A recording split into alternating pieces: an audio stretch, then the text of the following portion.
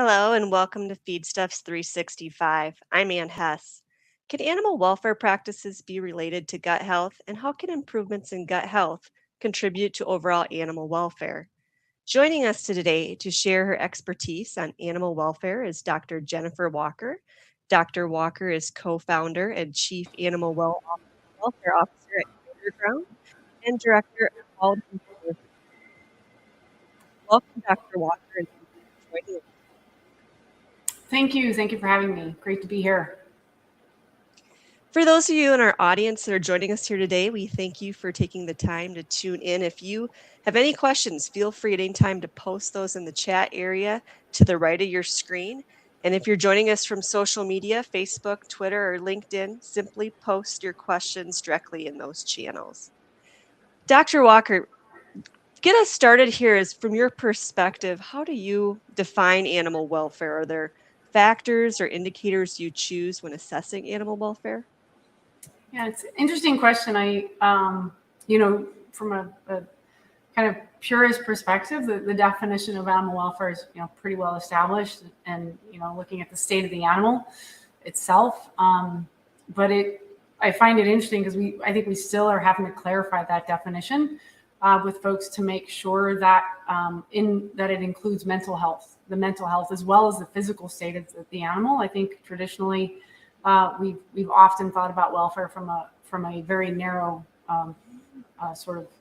lens, and so really trying to make sure that we include that mental state is important, and also trying to make sure that folks become more comfortable with it, because I think that the use of the word welfare still causes a little discomfort with some folks. We confuse it with animal rights. We confuse it with folks who are interested in more of an abolitionist approach to animal agriculture, when animal welfare is just simply that, the state of the animal and its mental and physical state. And a lot of times I think folks will defer to using the word well-being as a little bit softer or safer language.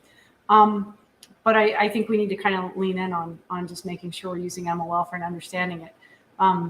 If you kind of unpack it a little bit more, your question about the indicators, I would say that our old school thinking of animal welfare, you might hear folks reference the 5 freedoms, which was revolutionary back in 1960 something when it was first proposed. And it talked a lot about freedom from pain, freedom from hunger. And the new school of thought, I think, is looking at it as the 5 domains, which I think is actually very, very good in that it's looking not just from the negative approach and saying to have good welfare, animals need more than to escape negative things. There should be positive things, right? So a life that's purely, neutral isn't good either. So it's trying to engage us to think more broadly and deeper about animal welfare into what makes a good life. And that means, not just thinking about, as an example, not just thinking about how much a calf is fed, but how often and how is that feed delivered? Not just asking, do cows have the freedom to move, but what does that movement look like? Can they just move, or can they run? Can they romp? Can they do other things? And so it's looking at it at that next level. And I think when assessing welfare, I think most folks are doing the basics, and I think the progressive ones are looking more at the 5 domains.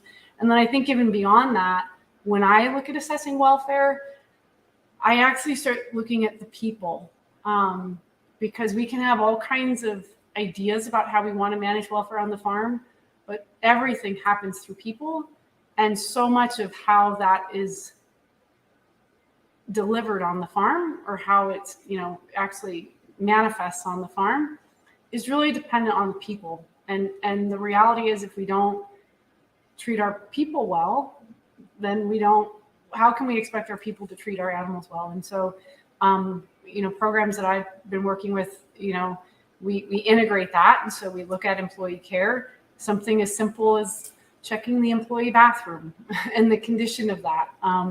And it sends a signal to the employees that we care as much about them as we do the cow, which I think is important for that. And so, and then the other thing I actually do think, it's not formally put in any assessment that I'm aware of, but I will tell you that anytime I'm on a farm, I interact with the barn cat if there is one, and if that barn cat is nice and well fed and in good condition, we're pretty good. So we know we're probably good to go. So I would say barn cats and bathrooms, and then the rest of what's I think in most animal welfare assessments.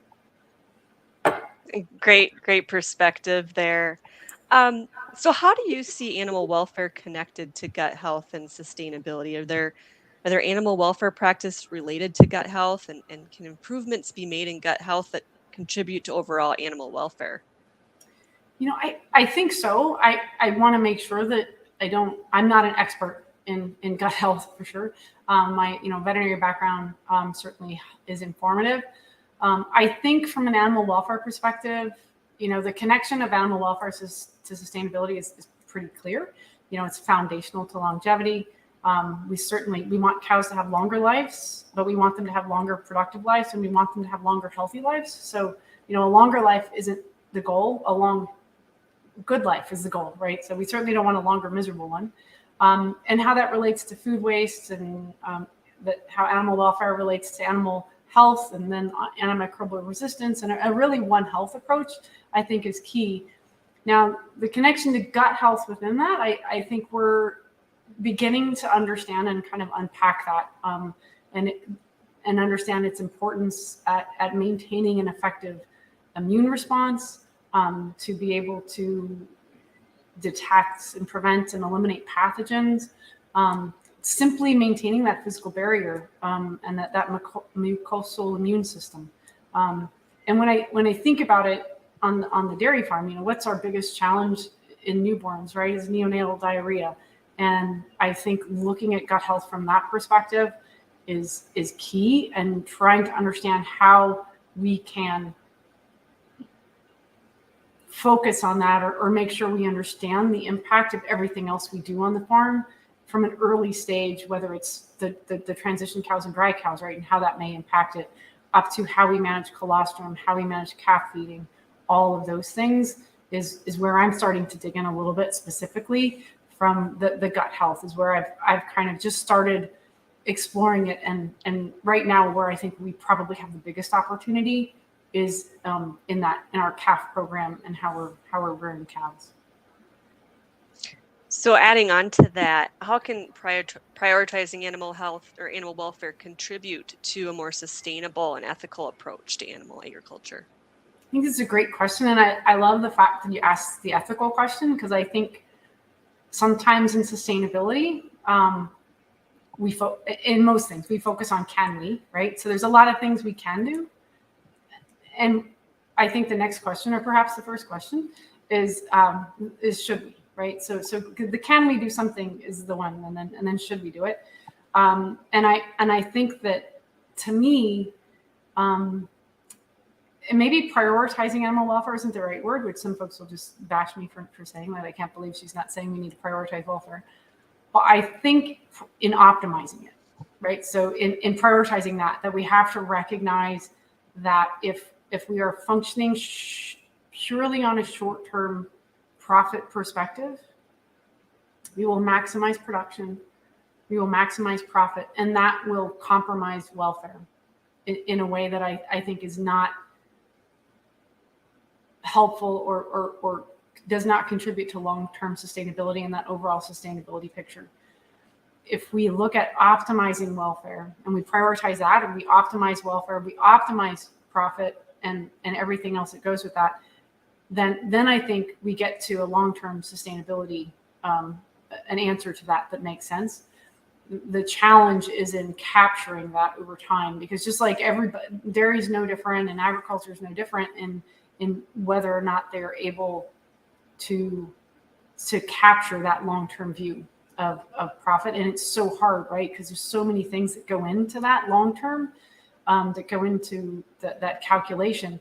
It's comparatively easy to make the short-term calculation on the cost of things. And so much of what we do from a welfare perspective it's the long game. It's the long-term output that we need to look at. And I am 100% sure that better welfare is better for the business, but it is so hard for me to deliver a number like that return, right? That you just have to be so sure of it. And when I talk to farmers who get it, they understand. Like I want to be good to the cow because I love my cows, but it also makes sense for my business. They wholeheartedly believe it, and I think, and those are the ones that understand this optimizing versus maximizing. Yeah, the long term versus short term. You led me to my next question. What are some actionable items that you advise, livestock producers, managers, nutritionists, to take in order to assess and improve animal welfare on farms? Are there things they could be doing, incorporating into their daily operations? Yeah, I think so. I mean, other than checking the barn cat, that's your key. That should red flag you. No, I really do think coming up with some simple, and I don't want to say daily, but whether it's weekly or monthly checks that we can kind of take the pulse. In some ways, I'm guilty of it as being very involved and entrenched in animal welfare audits and working on them. That in some ways, I think we've made it too complicated for farms to appreciate how can I take this audit, right, that happens once a year and translate it to the daily function of my farm, right? And so I think if we unpack the important stuff and kind of create a way that whether it's this team approach and this collaborative approach, whether it's with the herd veterinarian of record, whether it's with the nutritionist, who we can create a punch list of things when I'm here that I always go check, right? And if it were me, if I'm on a farm, the things that I know that I'm going to go check, I'm gonna go through the calves every time, and I'm not in my truck. I'm gonna get out. I'm gonna walk, and I want to see the condition of those calves and look at their body condition, because that'll tell me a lot. And it might reflect how we're feeding and what we're feeding, or it might just reflect disease, or both, right? And if we assess how those calves are doing, and if they're being treated, right, and how timely euthanasia is being handled. So I'd always look at the calves, and then looking at those the hospital area and then transition cows and how those are doing, particularly the hospital pen, how cows are being treated, how good are we at making timely decisions on fitness for transport. And I picked these areas because I think that these are the areas where we start cultivating a habit of thought around compassion. And then from there it can grow, and we can start looking at lame cows, and we can start kind of developing practices with our collaborators on the farm to come in and evaluate how are we doing on lameness, how are we doing on tail injuries as well. So I think it's kind of building it, and I think where we've probably not done the industry any favors is by coming in with very well designed audits, but it's almost too much, right? We need to start simple and just pick the areas where we're going to start building this habit of thought around compassion and welfare for both the employees and the animals that they work with, right? And I think from there that will grow. And I look at compassion as sort of a muscle that we have to exercise, and then you develop that muscle and that muscle memory of how we make decisions. Because I think without that, then we end up, I'm making up a word, protocolizing. We can't make a protocol for every situation on the farm and how we're supposed to respond. But I feel like if we've practiced and practiced other things, when people on the farm have to make decisions about welfare, they make good decisions because they're used to taking that animal's perspective and thinking about it in this cow-centered way that has compassion kind of at the center of it. Yeah, absolutely. That cow-centered way is kind of a work in progress, it sounds like. What are some potential challenges or barriers that you've seen that arise when implementing animal welfare practices in livestock production, and how have you addressed those? I will say the barriers are some of it is what is viewed as cost, right? Short-term cost. So how much more time is this going to take? What is this going to cost? Instance like we don't overcrowding, right? We know overcrowding is the short-term gain, long-term pain, right? We know that. Um, but so people do it, right? So if we say we shouldn't overcrowd, like, well, Jen, I'm not going to get this, I'm not going to get that. So part of it's just that challenge. But beyond that, because I think we can get beyond that relatively easy with some conversation. I think that the other barriers are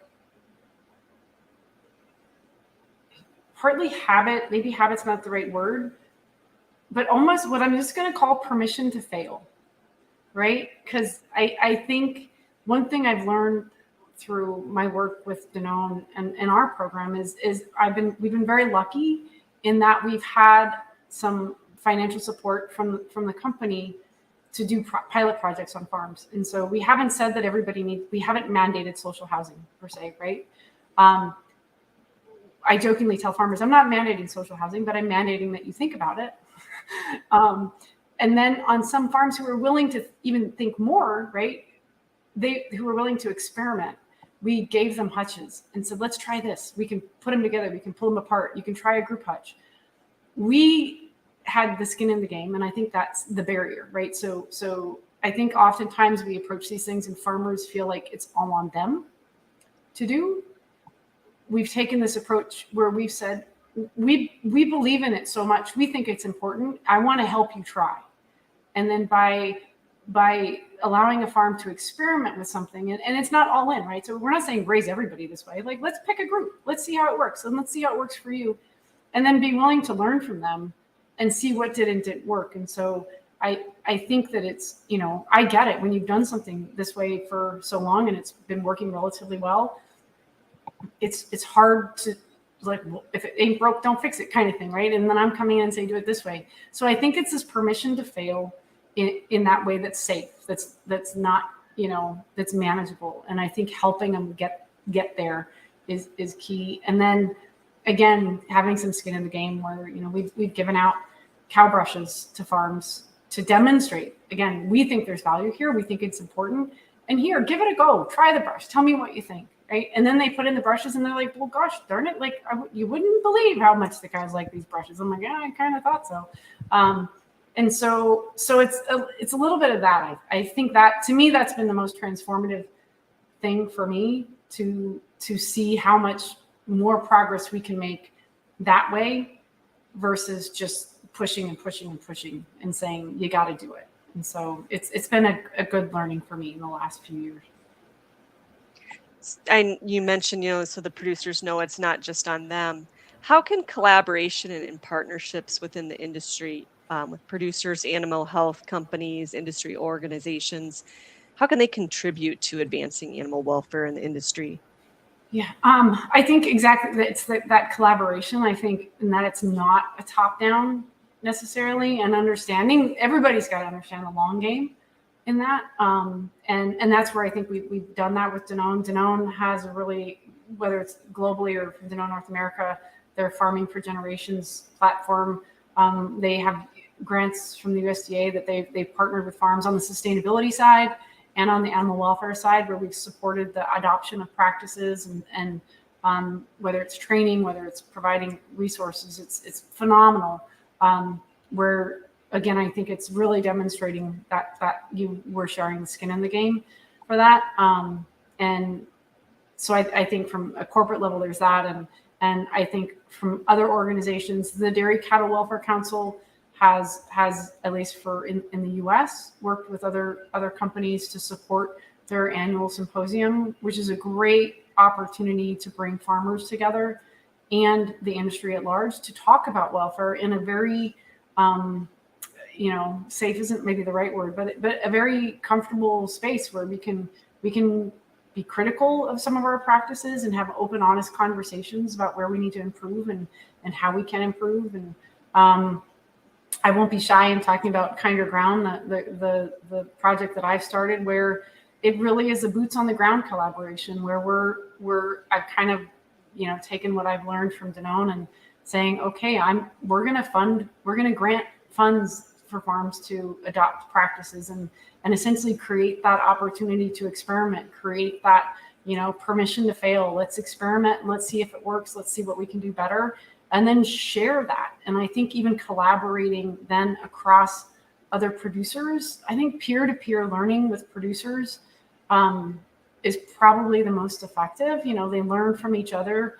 I do think then it doesn't feel like so much top down and the experts and the companies and we're telling you what you have to do. I haven't met a successful dairy farmer that doesn't want to do better. So they always want to do better. And I think finding those opportunities to collaborate peer-to-peer, collaborate, across the industry is key. Because in the end, we're really all in this together. and we're really, we depend on one another. And I think that when we take that approach, it just makes it, I think it makes it sustain longer too. Like the change needs to continue. And then it's just more fun when we do it that way as well. Much less painful. Absolutely. Dr. Jennifer Walker, co-founder and chief animal welfare officer at Kinder Ground and director of quality and care for Danone North America. Dr. Walker, we thank you so much for your time today. Great information and insight for producers in the industry looking to advance animal welfare production and animal welfare programs in their production systems. Thank you so much. Thanks so much for having me. You can hear from Dr. Walker regarding animal welfare and many others for free at the virtual Kemin Intestinal Health Symposium, October 4th and 5th. You've probably seen that banner scrolling through the bottom of our program. That's the website where you can get registered. You can catch those sessions both live and on demand. To register, be sure to visit www.kemin.com/symposium. Until next time, for Feedstuffs 365, I'm Ann Hess.